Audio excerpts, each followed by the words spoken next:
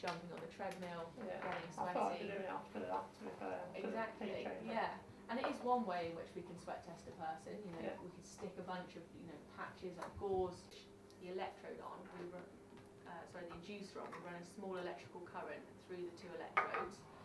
The black one dry off. I can feel salt a bit gritty on my face.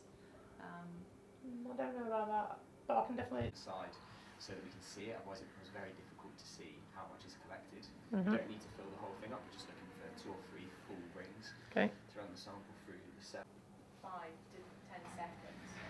Look, that number has become stable. So we'll push it all the way through first, just kind of mix the sample and then we'll put it back through. Looking relatively salty, that. Okay. Maybe a little bit less on this side, just bring that foot in a little bit. And just forward a bit more with this heel to there. Likewise, forward just a fraction. More temperature data to us, in addition to our main means of measuring your temperature, which I'll explain in a moment, to the left-hand side. Easy as that. 36.9, perfectly normal.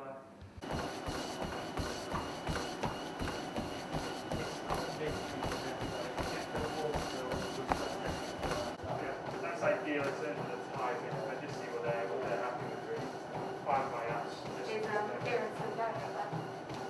He's just chatting with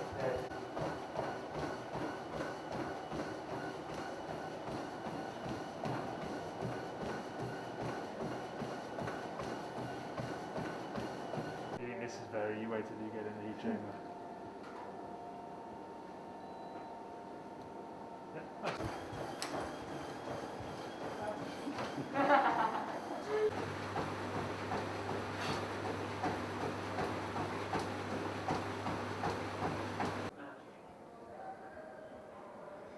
So you've got a bit of a breakdown, Mitch. Just to let yourself recover, cool down again before we get you in that chamber. Yeah, we're gonna do a couple of bits.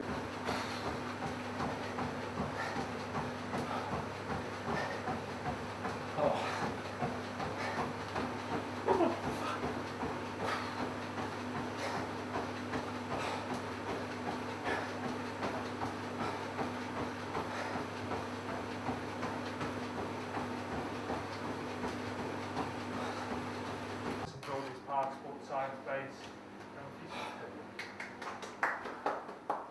Best result was that the 1500 is normally a good way of, in that very strong electrolyte drink, helping to eradicate all of those losses you can cure during. Roughly, obviously, 6-9 kilograms, obviously double that for litres per hour. So we're looking at around the 1.4 litres per hour mark there. Seen and the perception from the man on the street is that at a certain level people are doing everything right all the time. So I'd be surprised with the amount of resource that's behind these teams these days, that whether they've not been looking into hydration, whether they've not been looking into heat acclimatisation, those things, because actually those things aren't excessively technical and they're not excessively expensive. Do I think though they'll be apply good practices universally? It's like, no, I think there's still an opportunity for the more organised and the more disciplined teams to get more out of it, because some of them will just, football is still quite a traditional game in some ways, and people do things the way they do things. And I think anyone who goes into it a bit blasé, thinking the heat's not going to be as much of an issue, they might get away with it, but they might get caught out. So I wouldn't expect it to be a level playing field. I'd imagine they'll be in the heat chambers at St George's Park, the National Training Centre, doing sessions in there to try and get their bodies used to it. They've got a very big heat chamber there where they can put multiple people in there on bikes or treadmills and prepare them. So I'd be very surprised if they're not, actively pursuing a strategy like that.